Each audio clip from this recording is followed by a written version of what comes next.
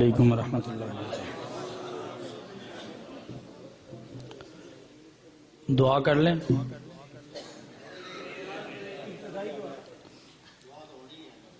ابھی کر لیتے ہیں۔ وَنَعُوذُ بِاللَّهِ مِن شُرُورِ أَنفُسِنَا وَمِن سَيِّئَاتِ أَعْمَالِنَا مَن يَهْدِهِ اللَّهُ فَلَا مُضِلَّ لَهُ وَمَن يُضْلِلْهُ فَلَا هَادِيَ لَهُ وَنَشْهَدُ أَن لَّا إِلَٰهَ إِلَّا اللَّهُ وَحْدَهُ لَا شَرِيكَ لَهُ وَلَا وَزِيرَ لَهُ وَلَا مُشِيرَ لَهُ وَلَا مُعِينَ لَهُ وَصَلِّ عَلَى سَيِّدِ الرُّسُلِ وَخَاتَمِ الْأَنبِيَاءِ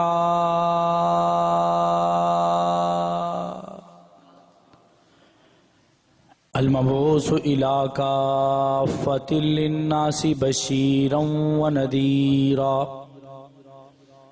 وداعيا إلى الله بإذنه وسراجا منيرا أما بعد فأعوذ بالله من الشيطان الرجيم بسم الله الرحمن الرحيم قال الله تبارك وتعالى في كلامه المجيد والفرقان الحميد لقد كان لكم في رسول الله أسوة حسنة وقال في موضع آخر محمد رسول الله والذين معه أشداء على الكفار رحماء بينهم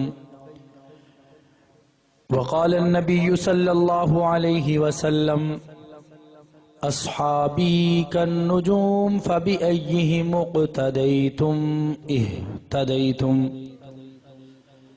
صدق الله العظيم وصدق رسوله النبي الكريم ونحن على ذلك لمن الشاهدين والشاكرين والحمد لله رب العالمين۔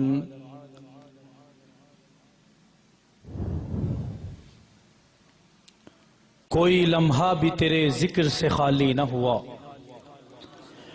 اے آقا، کوئی لمحہ بھی تیرے ذکر سے خالی نہ ہوا، دل تیرے بعد کسی در کا سوالی نہ ہوا۔ تو ہے یثرب کو مدینے میں بدلنے والا، تو ہے یثرب کو مدینے میں بدلنے والا، تیرے جیسا تو کسی شہر کا والی نہ ہوا۔ ہر حسین حسن محمد سے ہے خیرات کا طالب، ہر حسین حسن محمد سے ہے خیرات کا طالب، کوئی چہرہ بھی محمد سا جمالی نہ ہوا، کوئی پیدا نہ ہوا پھر تیرے مؤذن جیسا، کوئی پیدا نہ ہوا پھر تیرے مؤذن جیسا، پھر اذانوں میں کبھی سوز بلالی نہ ہوا۔ میں نے ہر دور کی تاریخ کو کھنگالا محسن، کوئی انسان بھی محمد سا مثالی نہ ہوا۔ جس کو آقا کے در کی غلامی ملی دونوں عالم کا وہ بادشاہ بن گیا، جس کو آقا کے در کی غلامی ملی دونوں عالم کا وہ بادشاہ بن گیا۔ کچھ نہ تھا ان کی آمد سے پہلے عرب، دیکھ لو اب عرب کیا سے کیا بن گیا۔ بادشاہ شان والے ہیں نوکر تیرے اے آقا، بادشاہ شان والے ہیں نوکر تیرے، اور شہنشاہ تمہارا گدا بن گیا۔ ان کے نطق مبارک سے نکلا لفظ رب کی تعریف حمد و ثنا بن گیا۔ ہیں خدا کے محب سب نبی اور ولی، ہیں خدا کے محب سب نبی اور ولی، پر محب آپ کا خود خدا بن گیا۔ میری جان صحابہ کے حق میں، ارمان صحابہ کے حق میں، میری جان صحابہ کے حق میں، ارمان صحابہ کے حق میں، دنیا کے سارے غیرت مند انسان صحابہ کے حق میں، جنت کے سب دروازوں پر دربان صحابہ کے حق میں، انجیل صحابہ کے حق میں، تورات صحابہ کے حق میں، पाक ज़बूर की आयात की तंजील सहाबा के हक में, रहमान सहाबा के हक में, कुरान सहाबा के हक में, रहमान सहाबा के हक में, कुरान सहाबा के हक में, हुए जंगवी आजम फारूकी कुर्बान सहाबा के हक में।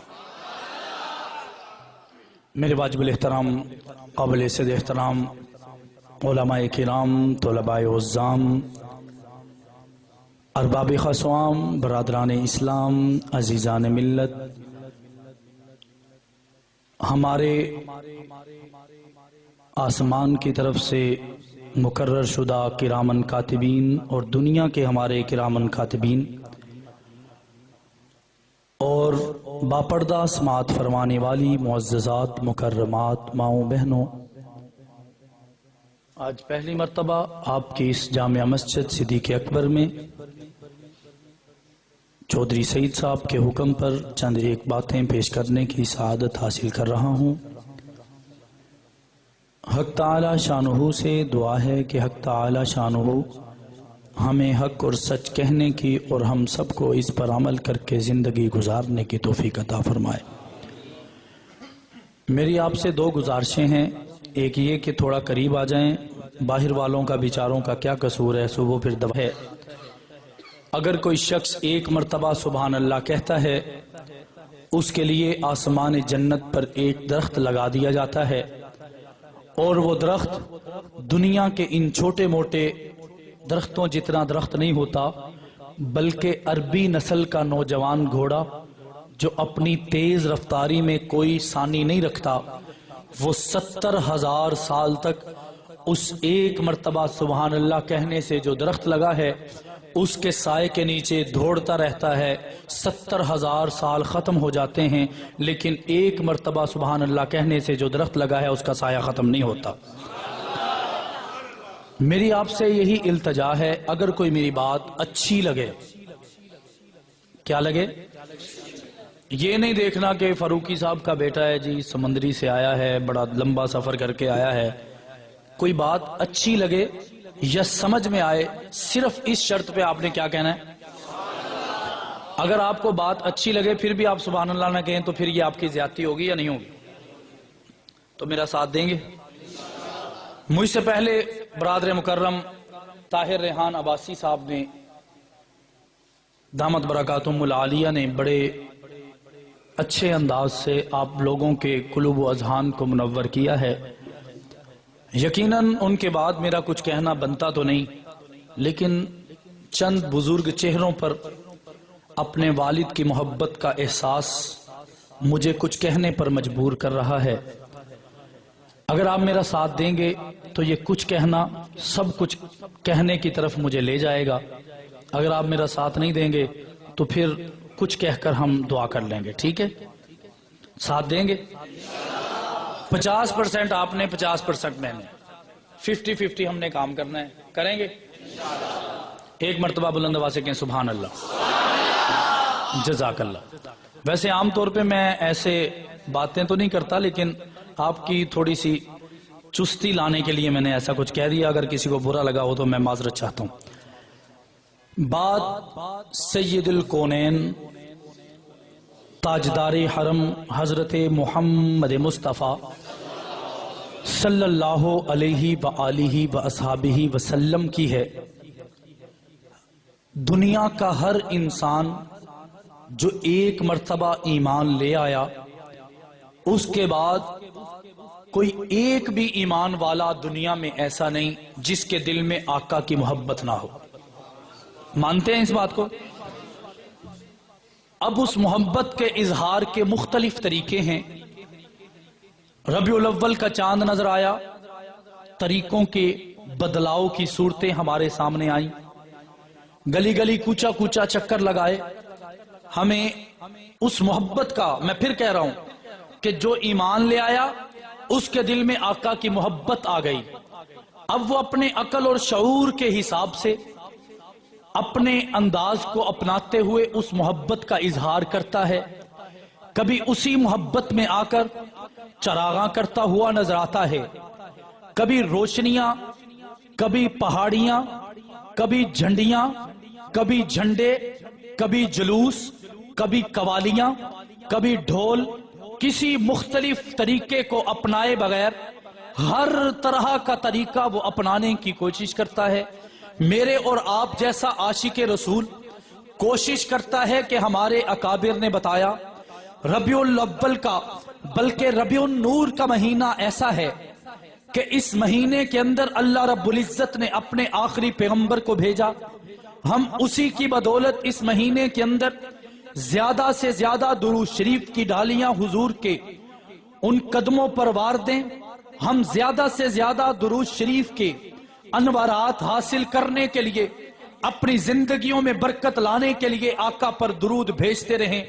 لیکن کسی کو کوئی طریقہ سمجھ میں آیا، کسی نے کوئی طریقہ آزمایا، کوئی کہیں پر بیٹھ کر کوئی طریقہ آزماتا ہوا نظر آیا، تو میرے ذہن میں ایک سوال ابھرا کہ آیا کہ یہ جھنڈیاں، آیا کہ یہ شور شرابہ، آیا کہ یہ ڈھول قوالیاں یہ ہمیں کہیں گستاخ رسول تو نہیں بنا دیں گی؟ میری مراد اللہ جانتا ہے، منبر رسول پر کھڑا ہوں، کسی پر تنقید کرنا مقصود نہیں، اپنے عقیدے کی بات سمجھا کر آگے بڑھنا چاہتا ہوں۔ میری مراد یہ ہے کہ آیا کہ کہیں دیوبندی ایسے تو نہیں کہ وہ حضور کا جشن منا کر حضور کی اس انوارات میں داخل نہیں ہوتے، بلکہ حضور کا جشن نہ مناتے ہوئے گستاخ رسول میں اپنا نام شامل کر لیتے ہیں۔ میرے دل میں یہ سوال ابھرا، کیا ہمیں جھنڈیاں نہیں لگانی چاہیے؟ کیا ہمیں چراغاں نہیں کرنا چاہیے؟ کیا ہمیں اپنے بازاروں کو رونق نہیں بخشنی چاہیے؟ کیا ہمیں بھی پہاڑیاں نہیں لگانی چاہیے؟ کیا ہمیں بھی اپنے گھروں میں، اپنے مسجدوں میناروں کے اندر قوالیاں اور دوسرے ڈھول ڈھمکا نہیں کرنا چاہیے؟ تو میں بڑا مجبور ہوا کہ مجھے پتا تو چلے کہ یہ روایت چلی کہاں سے، یہ آغاز کس نے کیا، یہ جھنڈیاں آئی کہاں سے، یہ روشنیاں آئی کہاں سے۔ میں سب سے پہلے آقا کے در پر گیا، میں نے کہا آقا آپ مجھے بتائیے نا کہ یہ آپ کی ولادت کا جشن ہے، آپ نے اس کا کب سے آغاز کیا، اس کو شروع کب سے کیا؟ میرے آقا مجھے جواب دیتے ہیں کہ اے بیٹا، میری زندگی کے 40 سال تو اپنی معاشرے کے اندر رہتے ہوئے گزارے، 40 سال کے بعد مجھے موقع ہی نہیں ملا، میں تو ظلم برداشت کر کے بھی حق کا علم لہراتا رہا، میں تو تشدد برداشت کر کے بھی حق کا علم لہراتا رہا، میں تو جور و جبر کی آندیاں برداشت کر کے بھی حق کا علم لہراتا رہا، مجھے اپنی ولادت کا جشن منانے کا موقع ہی کہاں ملا؟ میں نے کہا آقا اگر یہ ضروری ہے تو کیوں نہیں منایا گیا؟ تو جواب ملا، ادب سے پوچھا گیا کہ کیوں نہیں منایا گیا؟ تو جواب ملا کہ جا ابو بکر سے 18 سال کی عمر میں یاری لگ گئی تھی، اس ابو بکر سے پوچھ اس نے جشن کیوں نہیں منایا، اس نے جھنڈیاں کیوں نہیں لگائیں؟ کوئی کہنے والا کہتا ہے اس وقت جھنڈیاں نہیں تھی، اس وقت روشنیاں نہیں تھی۔ میں نے کہا ابو بکر سے محبت آقا کی اتنی تھی، ابو بکر کو آقا سے محبت اتنی تھی، آقا کی خاطر اپنے جسم پر ٹاٹ کا پیوند اور پیوند لگے ہوئے لباس کو پہن سکتا تھا تو وہ چراغوں کی برسات آقا کی ولادت کے لیے کر سکتا تھا، آقا کی خاطر اپنے گھروں کے اندر دیوں کی بارش لگا سکتا تھا، کتاریں کھڑی کر سکتا تھا۔ میں نے کہا اے ابو بکر بتائیے تو صحیح، سب سے پچکا یارانہ، سب سے زیادہ وفاداری تیرے اندر ہے، پھر تو نے جشن کیوں نہیں منایا؟ ہاں ابو بکر نے جواب دیا نہیں آقا کی سیرت کا جشن نہیں منایا گیا۔ عمر کے در پر گیا، 10 سال تک حکومت کرتے رہے، ایک دن بھی ایک جشن کا کسی نے منہ کے اندر مٹھائی کا ٹکڑا بھی آقا کی ولادت کی خوشی میں نہیں ڈالا۔ میں عثمان کے در پر گیا، 12 سال تک خلیفہ بن کر رہے، یہ وہی عثمان تھا جو آقا کے ایک اشارے پر 1100 اونٹوں کو غلہ سمیت آقا کے قدموں پر وارنے چلا آتا تھا۔ میں نے کہا اے عثمان تیری محبت تو سچی ہوگی، تو بتانا جشن کیوں نہیں ہوا، جھنڈیاں کیوں نہیں لگی، چراغاں کیوں نہیں لگا، دیے کیوں نہیں چلے؟ جواب نفی میں ملا۔ میں علی کے در پر گیا، او علی تجھے تو سارے مانتے ہیں، تجھے تو میرا دشمن بھی مانتا ہے، تو اللہ کی تلوار بھی ہے، للکار بھی ہے، یلغار بھی ہے، تو بتا تو صحیح تو نے جشن کیوں نہیں منایا؟ تو پنج تن پاک کی لسٹ میں بھی شامل ہے، تو نے جشن کیوں نہیں منایا؟ تو علی نے مجھے جواب دیا، ہاں ہم آقا کی سیرت کا جشن ولادت کے حساب سے نہیں مناتے، ہم بدر میں اتر کے آقا کا جشن مناتے ہیں، ہم احد کے اندر جا کر 70 جنازے اٹھا کر آقا کی سیرت کا جشن مناتے ہیں۔ میں نے کہا بات نہیں سمجھ آئی۔ علی مجھے جواب دیتے ہیں، ہاں جب بھی کوئی آقا کا سچا عاشق مسجد میں جا کر نل کھولتا ہے، پانی کا قطرہ بعد میں گرتا ہے، آقا کے درجات کا جشن پہلے منایا جاتا ہے۔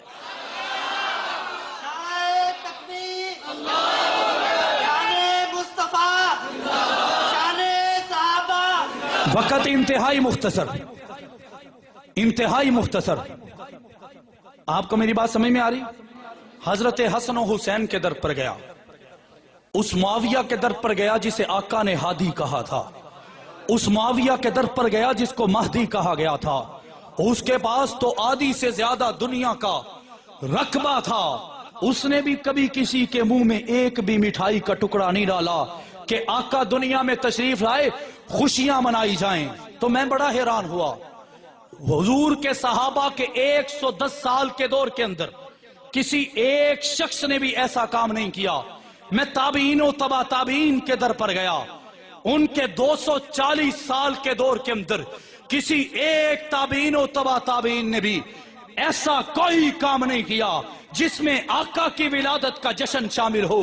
میں بڑا حیران ہوا، پہلی صدی چلی گئی کوئی جشن نہیں تھا، دوسری صدی چلی گئی کوئی جشن نہیں تھا، تیسری چلی گئی کوئی جشن نہیں تھا، چوتھی چلی گئی کوئی جشن نہیں تھا، پانچویں صدی کے اندر بھی میں ڈھونڈتا رہا، مجھے آقا کی سیرت کا جشن منانے والا کوئی نظر نہیں آیا۔ چھٹی صدی میں گیا، میں کتابوں کے اوراق پلٹتا رہا، میں کتابوں میں خون ریزی عرق ریزی کرتا رہا، مجھے کہیں پر پتہ نہیں چلا کہ یہ جھنڈیاں کہاں سے آئیں، یہ چراغاں کہاں سے آیا، یہ پہاڑیاں کہاں سے آئیں، یہ دفیں کہاں سے آئیں، یہ ڈھول کہاں سے آئے، یہ دھماکے کہاں سے آئے، یہ ڈانس کہاں سے آئے، یہ انڈیا کے گانے میرے آقا کی ولادت کے جشن میں کہاں سے چلے آئے۔ مجھے مولانا اسلم شیخو پوری رحمت اللہ تعالی علیہ نے اس سوال سے نکالا، رب ان کی قبر پر لاکھوں مرتبہ رحمت نازل فرمائے۔ مولانا اسلم شیخو پوری لکھتے ہیں کہ 7ویں صدی کے اندر آقا کے دنیا سے تشریف لے جانے کے 700 سال کے بعد مظفر الدین نام کا ایک بادشاہ آیا جس نے سب سے پہلے اپنے بیٹے کی ولادت کا جشن منایا۔ جب جشن منا کر ختم ہوا، اس کے دربار کا ایک ملا تھا، عمر بن دحیہ اس کا نام تھا۔ اس عمر بن دحیہ نے کہا، اے بادشاہ، اے مظفر الدین، اپنے بیٹے کی ولادت کا جشن مناتا ہے، آقا کی سیرت کا جشن نہیں مناتا۔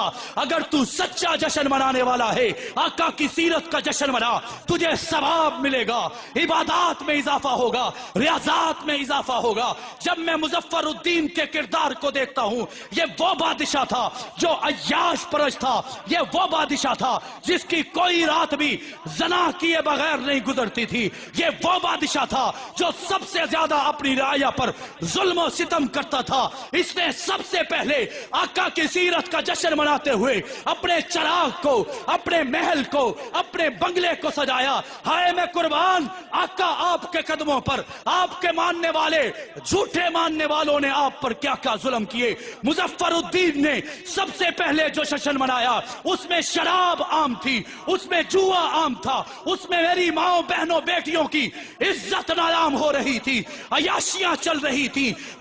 میرے پاؤں کے نیچے سے زمین نکل گئی۔ مجھے مولانا اسلم شیخو پوری نے بتایا کہ آج جشن منانے والے اس تاریخ سے واقف نہیں ہیں کہ یہ جشن آیا کہاں سے، لے کر کون آیا، کیسے لے کر آیا۔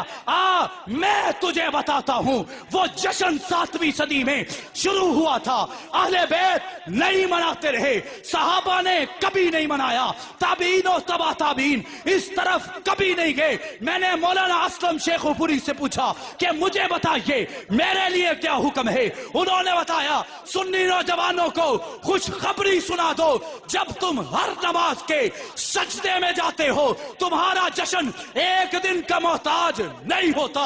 साल के 365 दिन वजू करते हो, आका की सीरत का जश्न मनाते हो, कयाम करते हो, आका की सीरत का जश्न मनाते हो, सजदे में जाते हो, आका की सीरत का जश्न मनाते हो, जिहाद अपनाते हो, आका की सीरत का जश्न मनाते हो, और तबलीग करते हुए कंधों पर आका की इज्जत के लिए बिस्तर उठाते हो, आका की सीरत का जश्न मनाते हो, और सहाबा की खातिर कातिल सहाबा की खातिर कैदो बंद की सौबतें बर्दाश्त करते हो, आका की सीरत का जश्न मनाते हो।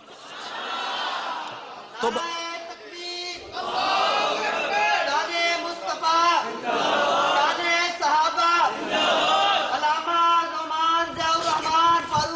मेरी बात समझ में आ रही है? आपको पता चला कि ये शुरू कहां से हुआ? पता चलना चाहिए था या नहीं चाहिए था? चाहिए था या नहीं चाहिए था? अब किसी को जवाब तो दे होगा ना कि अपनी तारीख तो बताओ। तुम तो 20 साल से ज्यादा जानते भी नहीं होगे कि ये कौन लेकर आया, इसको बढ़ा कौन रहा है, इसको किस तरफ लेकर जाया जा रहा है। हाय मैं कुर्बान अपने अकाबिर उलमाए देवबंद के कदमों पर, जिन्होंने बता दिया मेरे आका की सीरत का मकाम वो है, मेरे आका की सूरत का रुतबा वो है, मेरे आका के किरदार का अजमत वो है कि वो 1 या 12 दिन की मोहताज नहीं, साल के 365 दिन कोई भी अच्छा काम दुनिया में कहीं भी करेगा, मेरे आका के दर्जात पहले बुलंद हो जाएंगे। होंगे या नहीं होंगे? तो ये जश्न सारी जिंदगी मनाएंगे या नहीं मनाएंगे? मनाएंगे या नहीं मनाएंगे? आइए अब सीरत के उन्वान पर चंद एक मोती आपके गोश गुजार करके इजाजत चाहूंगा। जानशीन अब्दुल्ला जिगर गोशाए आमना, इमाम हरम हुक्मरान अरब, कायदे इंसानियत फख्र कोनैन, साहिब कोनो मकान हजरत मोहम्मद मुस्तफ़ा सल्लल्लाहु अलैहि व आलिहि वसल्लम की सीरत की बात आए तो शायर क्या खूब जुमला कहता है, जिनके आने से रूए हस्ती पर निखार आ गया, जिनके आने से रूए हस्ती पर निखार आ गया, गुलशने कायनात में मौसम बहार आ गया, जो सिर्फ आमना के दुर्रे यतीम नहीं बल्कि मदीना के ताजदार हैं, महबूब रब्बे गफ्फार हैं, उम्मत के गमखार हैं, यतीमों के वफादार हैं, मस्कीनों के खैर खां हैं, मुशरिकीन के लिए यलगार हैं, मुनाफिकीन के लिए कहार हैं, जिनके आने से बुज़दिलों को बहादुर कर दिया जाता है, बहरो जुर्रत का शनावर कर दिया जाता है, रजीलों को शरीफ बना दिया जाता है, बदमाशों को तौबा पर मजबूर कर दिया जाता है। हाँ हाँ, अगर कोई बादशाह मेरे आका के कदमों में आता है वो गुलाम बन जाता है, अगर कोई गुलाम आता है वो चलता जमीन पर है, कदमों की आहट जन्नत में सुनाई देती है। मैं और आगे बढ़ता हूं कि आज 1400 साल के बाद इस 1400 साल की पट्टी में अगर कोई बावुजू होकर मेरे आका की मोहब्बत में मस्जिद की तरफ निकलता है तो नमाजी बना दिया जाता है, अगर कोई कुरान अच्छा पढ़ता है तो कारी बना दिया जाता है, अगर काबे को एक नजर देखा है तो हाजी बना दिया जाता है, अगर हदीस अच्छी तिलावत करता है मुहद्दिस बना दिया जाता है, तफसीर अच्छी पढ़ता है मुफस्सिर बन जाता है, तदबीर अच्छी करता है मुदब्बिर बन जाता है, फिक्र अच्छी करता है मुफक्किर बन जाता है, तहकीक अच्छी करता है मुहक्किक बन जाता है, सियासत अच्छी करता है सियासत का अलम बरदार बनता नजर आता है। मैं और आगे बढ़ के कहता हूं, अगर कोई तलवार लेकर आका के झंडे तले आना चाहता है गाजी बन जाता है, ईमान की हालत में एक मर्तबा आमना के दुर्रे यतीम की ज़ियारत करता है तो सहाबी बन जाता है। तो फिर मुझे ये कहने दीजिए, फिर मुझे ये कहने दीजिए, दुर्फशानी ने तेरी कतरों को दरिया कर दिया, दुर्फशानी ने तेरी कतरों को दरिया कर दिया, दिल को रोशन कर दिया, आंखों को बीना कर दिया, जिसने जर्रों को उठाया और सहरा कर दिया, जिसने कतरों को मिलाया और दरिया कर दिया, खुद न थे जो राह पर औरों के हाथी बन गए, क्या नजर थी जिसने मुर्दों को मसीहा कर दिया। मेरी बात समझ में आ रही है? आज चौधरी साहब ने कहा कि ज़िमनी तौर पर कई बातें बीच में आ जाती हैं, मेरा दिल चाहता है आज ज़िमनी बात आए तो सहाबा की आए, बुलंद आवाज से सुना दूं। हजरत बिलाल तशरीफ फरमा थे, आका भी तशरीफ फरमा है, बिलाल जाने लगे, आका ने कहा बिलाल मेरे करीब आओ, मेरे करीब आओ। बिलाल आए, आका हुक्म करें, बिलाल की गर्दन कटने के लिए तैयार है। बिलाल वो सामने काबा देख रहे हो? जी हुजूर, काबा सामने है, मैं देख रहा हूं। जाओ उसकी छत पर चढ़ जाओ और अजान दे दो। बुलंद आवाज से।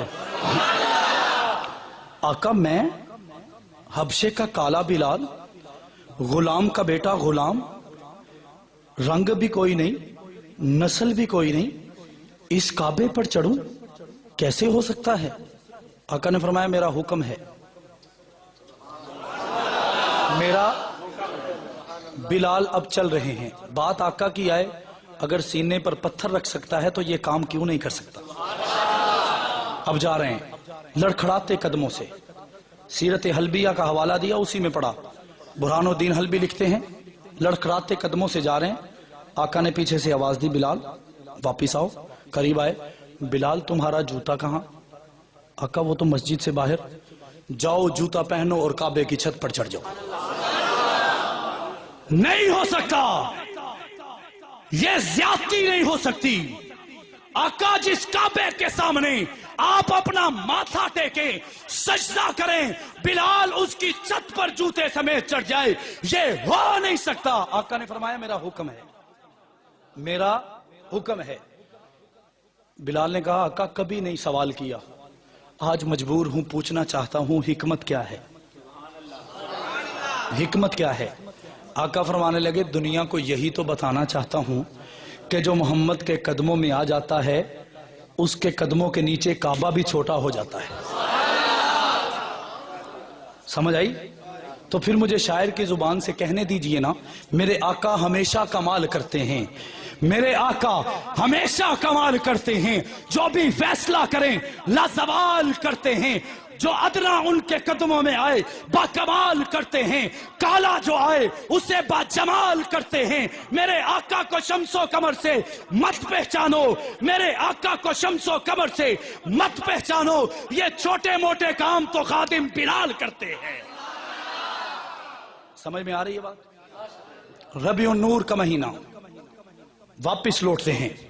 इस एक महीने के अंदर मेरे रब ने हमें 3 रहमतों से नवाजा, 3 बहारों से नवाजा।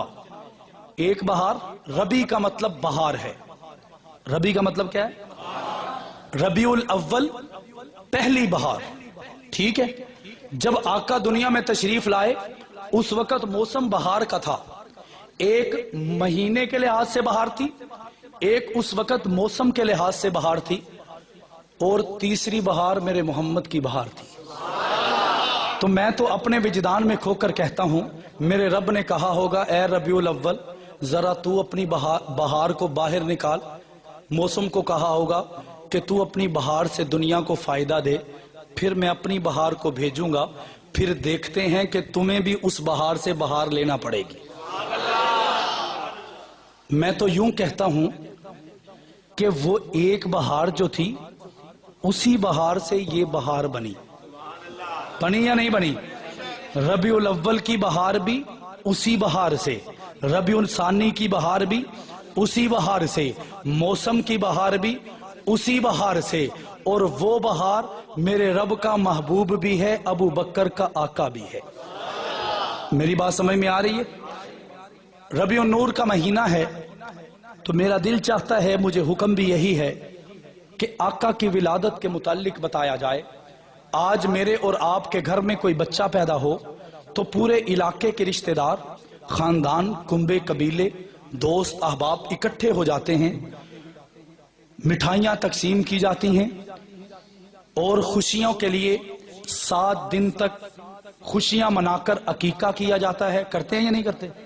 मेरा दिल चाहा कि जिसने हमें अकीके का बताया उससे तो पूछें उसकी विलादत कैसे हुई। पूछना चाहिए या नहीं पूछना चाहिए? मैं हजरत आमना के दर पर गया, मैंने कहा अम्मा आमना मुझे बता तो सही, तेरे घर के अंदर बदरुद्दुजा आने वाला था, शम्सुज़्ज़ुहा आने वाला था, वल्लैल का वारिस आने वाला था, वशम्स का वाली आने वाला था, मुदस्सर का वाली आने वाला था, मुजम्मिल का वारिस आने वाला था। मैं यूं कहूं तो बेजाना होगा, इमामों का इमाम आने वाला था, नबियों का नबी आने वाला था, वलियों का वली आने वाला था, पीरों का पीर आने वाला था, मुर्शिदों का मुर्शिद आने वाला था। अम्मा बता तो सही, तेरे हुजरे की हालत कैसी थी, तेरे घर की हालत कैसी थी, तेरे تیرے محلے کی حالت کیسی تھی، تیرے گھر والوں کی حالت کیسی تھی، تیرے بازار کی حالت کیسی تھی، تیرے محلے کے لوگوں کی حالت کیسی تھی، تیرے محلے میں ان ذروں کی حالت کیسی تھی۔ ہائے میں قربان آقا آپ کے قدموں پر۔ اماں آمنہ فرماتی ہیں کہ اے بیٹا ایسا کچھ بھی نہیں تھا، جب آمنہ کا در یتیم میرے پیٹ کے اندر تھا اس وقت تہجد کی نماز کا وقت تھا، مجھے محسوس ہوا آج یہ بہار دنیا میں آنے والی ہے۔ میں نے کہا ناجینا میرا ادب مجھے تقاضا کرتا ہے، وہ بہار آنے والی نہیں ہے بلکہ زمین مجبور ہو چکی ہے میرے آقا کے قدموں کو بوسہ دینے کے لیے، اتنی مجبور کہ اگر آقا نہ آتے تو زمین مر جاتی، اگر آقا نہ آتے تو انسان مر جاتا، اگر آقا نہ آتے تو انسانیت جان دے دیتی، اگر آقا نہ آتے تو اخلاق کا جنازہ نکل جاتا، اگر آقا نہ آتے تو عیاشیاں عام ہو جاتی، اگر آقا نہ آتے تو جنوں کی موت ہوتی، اگر آقا نہ آتے تو نباتات و جمادات حیوانات و انسانیت کے ہر رخ پر جنازے نکلتے ہوئے نظر آتے۔ اماں آمنہ فرماتی ہیں تہجد کی نماز کا وقت تھا، مجھے ایسا لگا کہ آج میرا شہزادہ آنے والا ہے۔ میں نے اپنے گھر کے اندر ایک عورت موجود تھی جس کا نام آسیہ تھا، ایک تحقیق کے مطابق پتہ چلتا ہے ایک یہ آسیہ فرعون کی بیوی آسیہ تھی جس کو میرے رب نے ہدایت دے کر میرے اماں آمنہ کی خدمت کے لیے اس دنیا کے اندر بھیجا تھا۔ میں قربان اس آسیہ کے قدموں پر جو آقا کی آمد سے پہلے آمنہ کی خدمت کے لیے آئی تھی۔ آمنہ فرماتی ہیں میں نے آسیہ سے کہا اے آسیہ لگتا ہے آج بہار آنے والی ہے، لگتا ہے آج میرے گھر میں صبح ہونے والی ہے، لگتا ہے آج چشمے چراغا پوری دنیا کے اندر منور ہونے والی ہے، لگتا ہے آج میرا محمد بے تاج بادشاہ بن کر آنے والا ہے۔ حضرت آمنہ کہتی ہیں میں نے اس سے کہا اے آسیہ ذرا دیکھ تو صحیح تجھے گھر میں کہیں چراغ تو ملے، کیونکہ گھر میں اندھیرا بہت ہے، چراغ نہیں ہے۔ آسیہ ڈھونڈتی ہے چراغ نہیں ملتا، ڈھونڈتی ہے چراغ نہیں ملتا، واپس آ کر کہتی ہے آمنہ چراغ نہیں ملا۔ آسیہ سے کہا جاتا ہے اے آسیہ جا فلاں جگہ پہ جا، فلاں کونے کے اندر جا، چراغ ملے گا، چراغ لے کر آتی ہے۔ آسیہ کہتی ہے آمنہ چراغ تو ملا ہے، چراغ میں جلانے کے لیے تیل بھی موجود نہیں۔ میں نے کہا یا ربا یہ کیسا ظلم ہے، یہ کیسی زیادتی ہے، یہ کیسی ناانصافی ہے۔ اپنے وجدان میں کھو کر کہتا ہوں میں نے کہا یا ربا یہ تو بدر الدجا ہے، اس نے تو پوری دنیا کو روشنیاں دینی ہے، اس کے گھر کے اندر اندھیرا ہے۔ تو میرے رب کی طرف سے اپنے وجدان میں کھو کر مجھے جواب دیا جاتا ہے کہ اے دنیا کے لوگوں ان کو بتا دو میرے آقا اللہ کے خزانے میں ایک تھے، اللہ کو غریبوں سے پیار تھا، اسی وجہ سے اپنے خزانے کی سب سے قیمتی چیز محمد کو غریبوں کے اندر بھیج کر اللہ نے غریبوں پر احسان کر دیا تھا۔ آسیہ کہتی ہے میں نے آسیہ سے پوچھا اے اماں آسیہ بتا مشکل تو ہوئی ہوگی نا، اس وقت روشنی کی ضرورت تو بھی ہوگی نا۔ آسیہ فرماتی ہیں کہ بیٹا نہیں، جب آقا دنیا میں تشریف لائے لگا کہ پوری دنیا کی روشنیاں آمنہ کے گھر پر آ گئی ہیں۔ فرماتی ہیں کہ روایت میں پڑھ کر حیران ہوا، آسیہ فرماتی ہیں میں ان کا چہرہ جدھر پھیرتی پورا گھر منور ہو جاتا، میں جدھر سے کوئی چیز ڈھونڈنا چاہتی مجھے ادھر اس محمد کے نور، محمد کے منہ سے نور کی، چہرے سے نور کی کرنیں نکلتی ہوئی نظر آتی۔ میں نے کہا آسیہ ذرا اور بتانا۔ آسیہ فرمانے لگی کہ اس وقت کی مکہ کی حالت یہ تھی کہ جب بھی کوئی عورت حاملہ ہوتی یا کوئی بیوہ ہو جاتی اور ساتھ میں حاملہ ہوتی اس کے ساتھ ظلم یہ ہوتا اس کو جنگلوں میں چھوڑایا جاتا، اس کی خدمت نہ کی جاتی، اس کا پرسان حال نہ ہوتا، اس کو کوئی خدمت پوچھنے والا نہیں ہوتا۔ میں نے کہا آسیہ بتا تو صحیح میری اماں آمنہ سے بھی ایسا ہوا کیا؟ تو حضرت آسیہ فرمانے لگی ہاں دنیا کے لوگوں نے یہی سمجھا تھا، لیکن ان عقل کے اندھوں کو کیا پتا تھا جس گھر میں دنیا کی سردانی آنی تھی اس آمنہ کی خدمت کے لیے آسمان کے فرشتے آیا کرتے تھے۔ آسیہ سے پوچھا کہ اور بھی بتائیے نا۔ حضرت آسیہ نے بیان کیا کہ اس وقت عرب کی حالت یہ تھی کہ جب بھی کوئی بچہ رات کی تاریکی میں پیدا ہوتا، رات کی تاریکی میں پیدا ہونے کی وجہ سے اس کو دنیا کے سامنے نہیں لایا جاتا تھا، اس کو کسی کو نہیں دکھایا جاتا تھا۔ وہ سمجھتے تھے کہ یہ منحوس ہوگا، وہ سمجھتے تھے اس کی آنکھیں ٹیڑھی نہ ہو جائیں، اس کا کان ختم نہ ہو جائے، اس کا چہرہ چھپ نہ جائے، اس کا چہرہ کالا نہ ہو جائے۔ آسیہ فرماتی ہیں میں نے اس رواج کے مطابق ایک برتن لیا، جب بھی کوئی بچہ پیدا ہوتا اس کو چھپانے کے لیے کبھی برتن سے ڈھک دیا جاتا، کبھی کوئی کپڑا دے دیا جاتا، کبھی کوئی چمڑا دے دیا جاتا۔ آسیہ فرماتی ہیں آقا کی آمد ہوئی، میں نے چھوٹا سا برتن لے کر آقا کے وجود پر رکھا، ابھی میں نے چہرہ پھیرا تھا برتن ٹوٹ گیا، میں بڑی حیران ہوئی، میں نے دوبارہ برتن رکھا وہ بھی ٹوٹ گیا۔ آمنہ دیکھ رہی تھی، میں نے کہا آمنہ یہ کیا ماجرا ہے، برتن ٹوٹ جاتا ہے؟ آمنہ نے جواب دیا اے آسیہ بہنا تو جس کو چھپا رہی ہے یہ تو پوری دنیا کے کفر کو ننگا کرنے آ رہا ہے۔ इतने में अब्दुल मुत्तलिब आ गए। आकर आका के वजूद को उठाया। अब देख रहे हैं, ये बात करके पता नहीं क्यों मेरा दिल झूम जाता है, हाय वो मंजर कैसा होगा। आका को देख रहे हैं और देखते ही जा रहे हैं, तकते हैं तो तकते ही जा रहे हैं। अब आमना के दिल में आया कि इतनी देर से देख रहे हैं, नजरें नहीं घुमा रहे, खैर तो है। डरते डरते कहती है, अब्बा जान कहीं मेरे बेटे में कोई कमी तो नहीं, इसका कान तो सीधे है, इसकी होंठ तो पूरे हैं, इसकी आंखें तो टेढ़ी नहीं। अब्दुल मुत्तलिब ने कहा, बेटा इतनी देर से गलती ढूंढने की कोशिश करता हूं, मुझे मिलती नहीं। गलती ढूंढने की कोशिश करता हूं, मुझे मिलती नहीं। अगर आज इसका बाबा अब्दुल्ला जिंदा होता, वो भी यही कहता, मैं भी यही कहता हूं, आज से पहले मैंने इस बच्चे सा हंसी कभी नहीं देखा। अभी ये कह रहे थे, आसमान से जिब्राइल आ गए, आकर आसमान की गवाही भी ले आए। कहने लगे कि 1,44,000 नबियों के बचपन, लड़कपन, जवानी, बुढ़ापे को अपनी आंखों से देख चुका, जान चुका, खिदमत कर चुका, लेकिन आज तक इस बच्चे से हंसी मैंने आसमान और दुनिया में कभी नहीं देखा। बुलंद आवाज से कहो सुभान अल्लाह। अब दिन चढ़ा, कहो सुभान अल्लाह। मैं तो कहूंगा कि वो दिन ऐसा होगा, उस दिन की रोशनी से ज्यादा मेरे आका की रोशनी होगी। रिवायत के अंदर आता है, जब आका दुनिया में तशरीफ लाए, कैसरो किसरा की सल्तनत के परखचे उड़ने लगे, कसराते नौशेरवा में लर्जा बरपा हुआ, आतश कदाए फारिस 1000 साल तक जलाई गई थी, बुझा दी गई। रूम के बादशाह अपने महल पर बैठे थे, आका की आमद हुई, उनकी दीवारों के अंदर दरारें पड़ गईं, छत के अंदर शगाफ पड़ गया, छत के अंदर सुराख हो गया।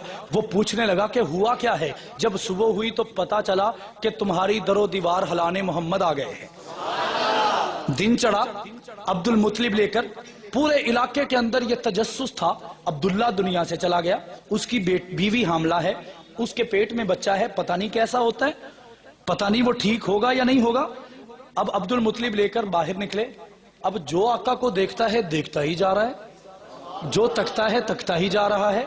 एक रिवायत देखकर मैं बड़ा हैरान हुआ कि रिवायत के अंदर आता है, एक शख्स शमाल, दूसरा जनूब क्रॉस कर रहे थे, जा रहे थे। एक ने शमाल से जनूब, दूसरे ने जनूब से शमाल की तरफ जाना था। आका के चेहरे पर नजर पड़ी तो देख रहे हैं, देखते ही जा रहे हैं। ख्याल ना रहा कि कहीं पर मोड़ भी है, कहीं पर आगे वाले इंसान से बचना भी है। आपस में टकरा कर गिर गए। मैंने कहा इसमें क्या हिकमत है, तो बताने वाले कारी तैयब साहब दारुल उलूम देवबंद वालों ने बताया, इसमें हिकमत यह है कि जो मोहम्मद को देख लेता है वो उसके कदमों में गिर जाता है, जो मोहम्मद के कदमों में आ जाता है वो आसमान की बुलंदियों को छू जाता है। आमना ने कहा, अम्मा अब्बा जान मेरा दिल करता है इसका नाम मैं अहमद रखूं, सल्लल्लाहु। अब अब्दुल मुत्तलिब फरमाते हैं, बेटा नाम तो बहुत अच्छा है, लेकिन मेरा दिल चाहता है इसका नाम ऐसा हो कि दुनिया में कभी किसी ने ना रखा हो, इसलिए मैं इसका नाम मोहम्मद रखना चाहता हूं। पूछा कि हिकमत क्या है। फरमाया कि जो मोहम्मद का नाम जुबान से लेगा लब मिल जाएंगे, जो इसकी मान लेगा उनके दिल मिल जाएंगे। वक्त गुजरता रहा, अरब के अंदर रवाज था। बहुत से वाकयात मौलाना नाफी रहमतुल्लाह ताला अलैह लिखते हैं कि मेरे आका के मशहूर मारूफ मोजज़ात की तादाद 4000 से ज्यादा है। जो छोटे मोटे हैं, ये सूरज को घुमाना, चांद को कदमों में ले आना, चरागों को बुझाना, दरख्तों को झुकने पर मजबूर करना, ये तो खादिम बिलाल करते रहे हैं। तो ये छोटो मोटी की कोई औकात नहीं। जो 4000 मशहूर मारूफ मोजज़ात हैं, उनकी तादाद 4000 है। अरब के अंदर रवाज था कि वहां की जमीन पथरीली थी, सब्जा नहीं था, पहाड़ी इलाका था। बच्चे जब परवरिश पाते, सरसब्जो शादाब ना होने की वजह से उनकी परवरिश अच्छी नहीं होती थी। इस वजह से जब भी कोई बच्चा पैदा होता, और इलाके से औरतें आती, अपनी पसंद का बच्चा लेती, वालदैन से मामलात तय करती, कीमत तय करती। 1 साल, 1.5, 2, 2.5, 3, 3.5, 4 साल तक के लिए उसे अपने पास ले जाती, खाना खिलाती, तरबियत करती, दूध पिलाती।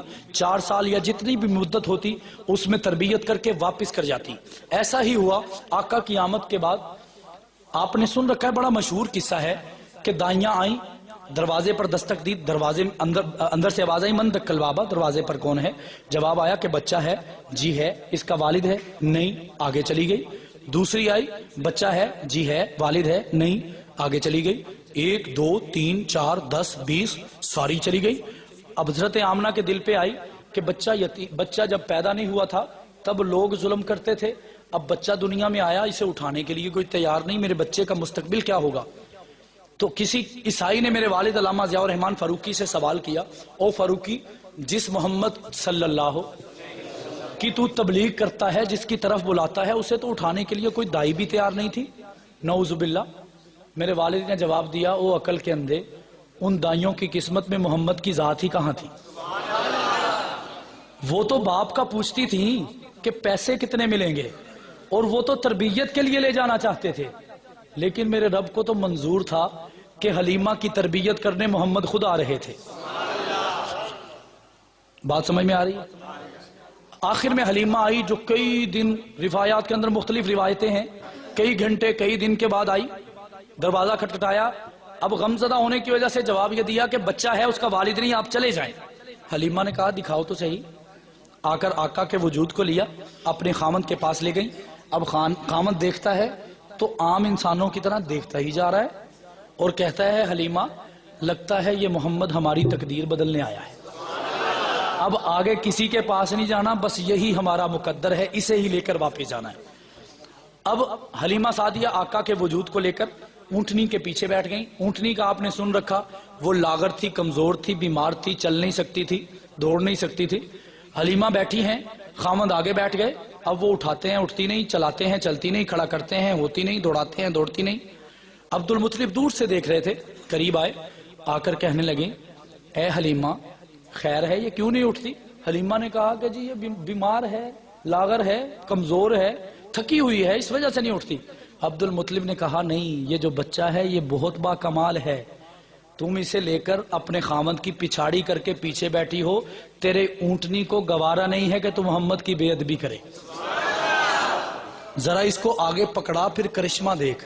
پھر دنیا نے وہ منظر دیکھا کہ اپنے خامند کو پکڑایا، وہی اونٹنی کھڑی ہوئی، چلنا شروع ہوئی، دوڑنا شروع ہوئی۔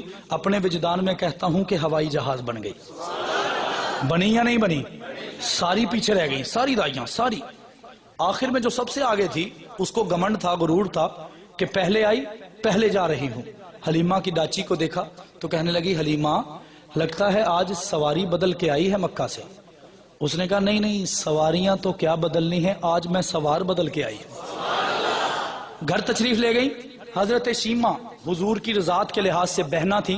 والد نے کہا، شیمہ تجھے پتا نہیں کہ ہم تھکے ہارے آئے ہیں، تیری والدہ نے اس بچے کو دودھ پلانا ہے، جاؤ کوئی دودھ پانی لے کر آؤ، ہمیں کھلاؤ پلاؤ تاکہ اس بچے کی تربیت کی جا سکے۔ شیمہ نے جھل بن کر کہا کہ کبھی آج سے پہلے ان بکریوں نے دودھ دیا ہے جو آج دیں گی؟ کبھی آج سے پہلے انہوں نے دودھ دیا ہے جو آج دیں گی؟ اتنے میں نظر بکریوں کے تھنوں پر پڑی، وہ فوارے کی طرح دودھ نکال رہی تھی۔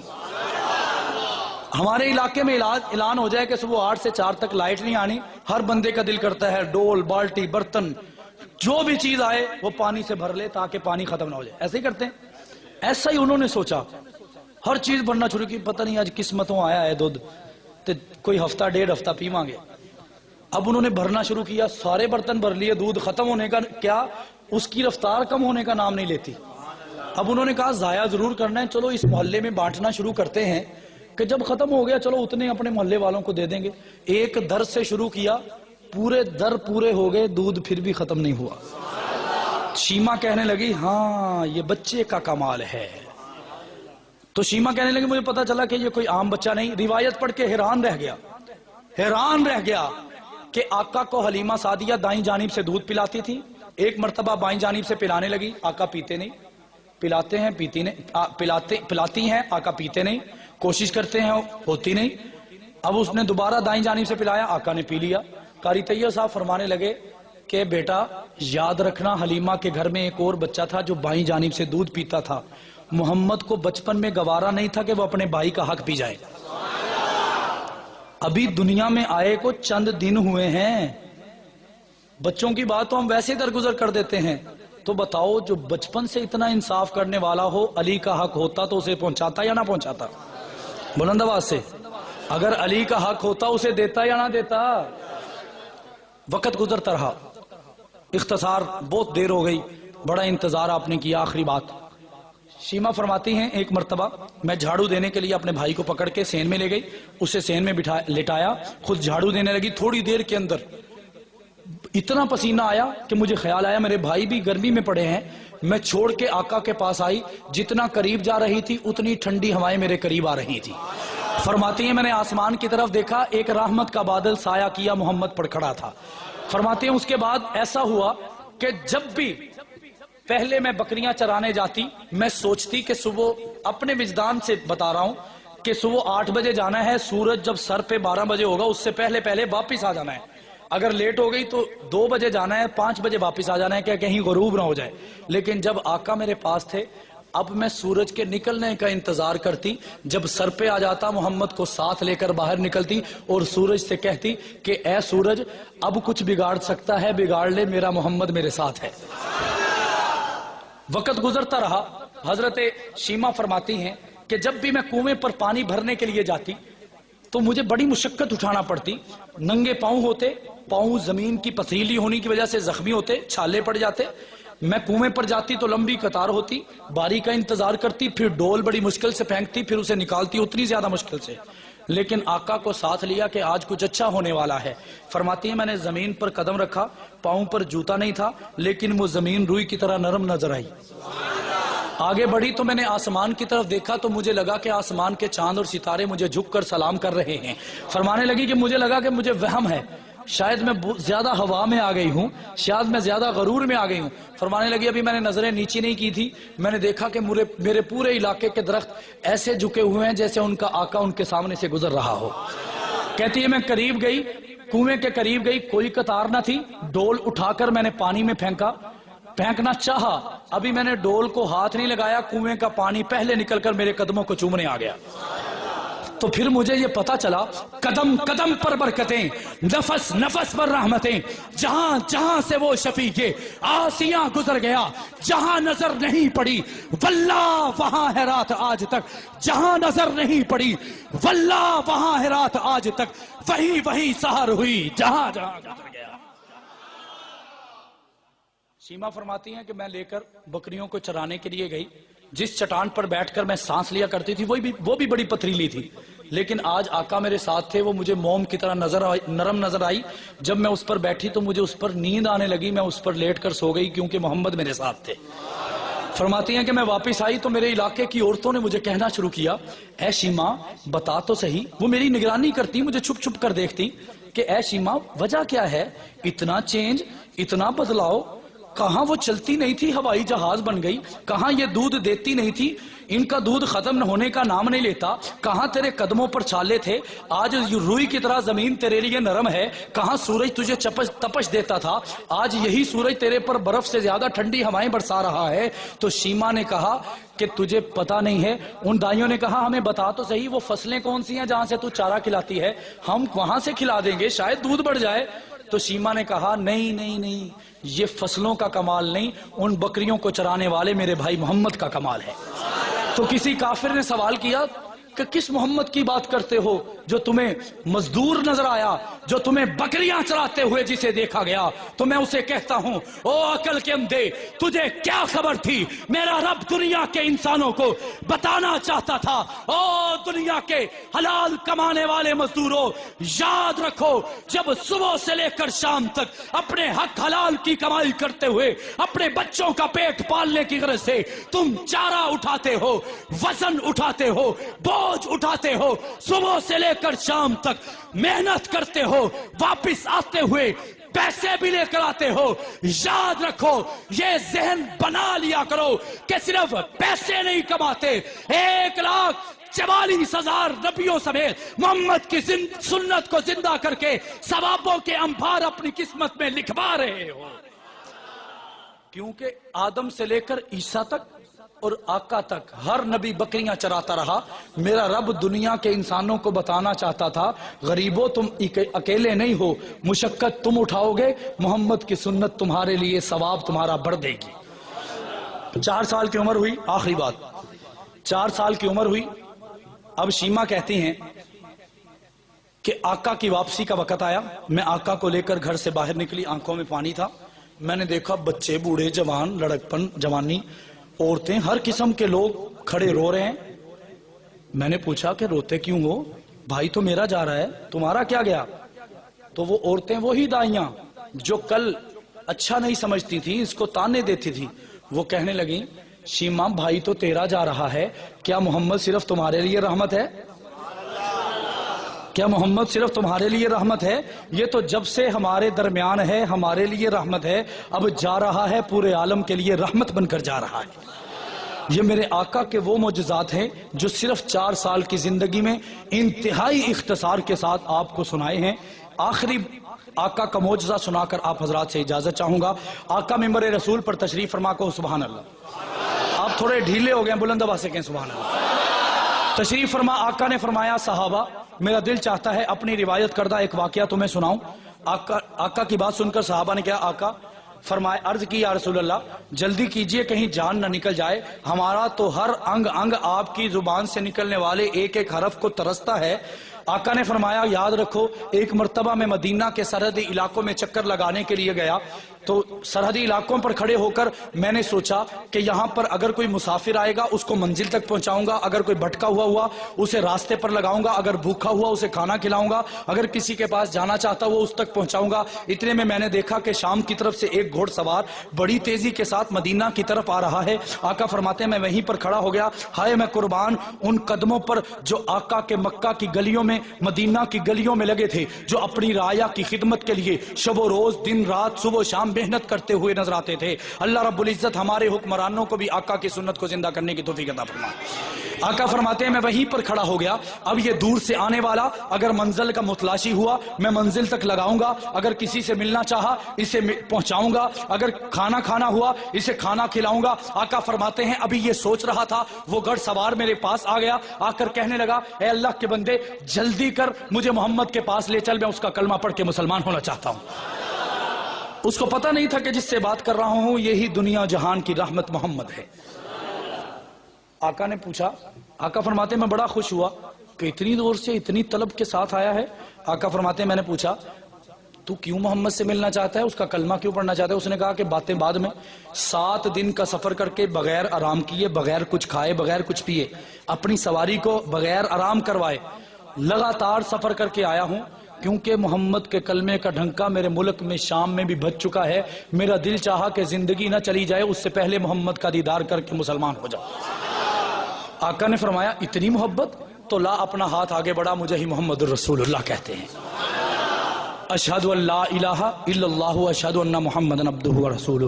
ہائے وہ منظر کیسا ہوگا جب اس صحابی نے اپنا ہاتھ آقا کے ہاتھ میں دیا ہوگا. آقا اونٹنی سے نیچے کھڑے، وہ اپنے گھوڑے سے نیچے کھڑے. آقا فرماتے ہیں ابھی ہم بات کر رہے تھے، اتنے میں کیا دیکھتا ہوں کہ وہ سواری جو کئی دن آرام کیے بغیر اس کے ساتھ چلی تھی پھسل کے اس کے اوپر گر پڑی. اس کے اوپر گری، وہ مسافر نیچے سواری اوپر. میں نے دیکھا کہ اسرائیل اس کی روح کو قبض کرنے کے لیے آ گیا. یہ کہہ کر آقا مسکرانے لگے. صحابہ کی چیخیں نکل گئیں آقا یہ تو ظلم ہے، کلمہ پڑھا، پاکی حاصل نہیں کی، نماز نہیں سیکھی، روزہ حج زکوٰۃ جہاد تعلیمات میدان جہاد کی معاملات کچھ بھی نہیں سیکھا، کیا ہوا ہوگا، کیا ماجرا ہوگا؟ آقا فرماتے ہیں اس وقت میری بھی حالت ایسی تھی، میری بھی آنکھوں سے آنسو آ گئے کہ پتہ نہیں کیا بنے گا. لیکن جب میں نے اپنی نظریں آسمان پر اٹھا کر دیکھا ابھی وہ اوپر نہیں پہنچا تھا، جنت کے سارے دروازے اس کے استقبال کے لیے پہلے کھول دیے گئے. پہلے اور حیرت تھی، اب اور حیرت. پہلے حیرت تھی کہ آقا کلمہ نہیں پڑھا، پتہ نہیں کیا ہوگا. جب یہ سنا کہ جنت کے سارے دروازے، اب وہ حیرت کی تبدیلی. صحابہ نے کہا اے اللہ کے رسول یہ کیا بات ہوئی، صرف کلمہ پڑھو اور سیدھے جنت میں؟ اتنا پروٹوکول کہ سارے دروازے کھلے ہیں. آقا نے فرمایا اگر تم جانتے نہیں ہو تو جان لو، اگر تمہیں علم نہیں ہے تو علم حاصل کر لو، اگر تم واقف نہیں ہو تو واقف ہو جاؤ. جس چیز کو محمد کے ہاتھ لگ جائیں اس کو کبھی آگ جلایا نہیں کرتی. بلند آواز سے اور بلند آواز سے. یہ کس نے فرمایا؟ کس نے فرمایا؟ اگر کوئی کہہ دے کہ آقا کی بات نعوذ باللہ غلط ہے تو کیا مان لو گے؟ کوئی مولوی کہے، کوئی پیر کہے، کوئی وزیر کہے، کوئی MNA کہے، کوئی MP کہے، مان لو گے؟ اگر آقا کی اس بات پر آپ کو کہا جائے کہ گردنیں کٹوانی ہیں کٹوا لو گے؟ یہی صدا حق نواز جنگوی جنگ کی دھرتی سے لگاتا گیا، وہ چھوٹے قد کا انسان جس علاقے میں گیا دنیا کو بتاتا گیا کہ جس چیز کو محمد کے ہاتھ لگ جائیں اس کو کبھی آگ جلایا نہیں کرتی. اسی کے انداز میں پوچھنا چاہتا ہوں، بتا ابو بکر نے آقا کو کندھے پر بٹھایا تھا، اسے آگ جلا سکتی ہے؟ بلند آواز سے. وہ عمر جس کو آقا نے رو کر گر گرا کر کعبے کا لڑ پکڑ کر مانگا تھا، بتا اس عمر کو آگ جلا سکتی ہے؟ بلند آواز سے اور بلند آواز سے. وہ عثمان جس کو آقا فرمائیں ایک مرتبہ جنتی، دوسری تیسری 11 مرتبہ جنت کی بشارتیں، تو نہیں مانتا. اور بتاتا ہوں، آقا فرمائیں اے عثمان اگر آج محمد کی 40 بیٹیاں ہوتی ایک ایک کر کے تیرے قدموں پر وار دیتا. جس عثمان سے آسمان کے فرشتے بھی حیا کرتے ہوں اس کو کبھی آگ جلا سکتی ہے؟ بلند آواز سے. وہ علی جس کو چلنا نہیں آتا سکھائیں آقا، کھانا نہیں آتا سکھائیں آقا، بولنا نہیں آتا سکھائیں آقا، اور وہ ایسا سیکھے کہ خیبر میں اترے 40 بندوں کا کام اکیلا کرتا ہوا نظر آئے. بتاؤ اس علی کو آگ جلا سکتی ہے؟ بلند آواز سے اور بلند آواز سے. اور جس بلال نے سینے پر پتھر آقا کے لیے سہے اس کو کبھی آگ جلا سکتی ہے؟ بلند آواز سے. وہ حذیفہ جو اپنے جسم پر میخیں ڈلوا گیا اس کو آگ جلا سکتی ہے؟ وہ عبداللہ بن جہش جس کو ذبح کر دیا گیا آقا کے لیے اس کو آگ جلا سکتی ہے؟ وہ امیر حمزہ جس کے 12 ٹکڑے کر دیے گئے اس کے کسی بھی ٹکڑے کے کسی حصے کو آگ جلا سکتی ہے؟ کسی حصے کو. وہ حسن و حسین، بات حسین کی آئے فاروقی کا بیٹا خراج عقیدت پیش نہ کرے ظلم سمجھتا ہے. حسین دل ہے، حسین جاں ہے، حسین قرآن کی زباں ہے، حسین سجدوں کی سرزمین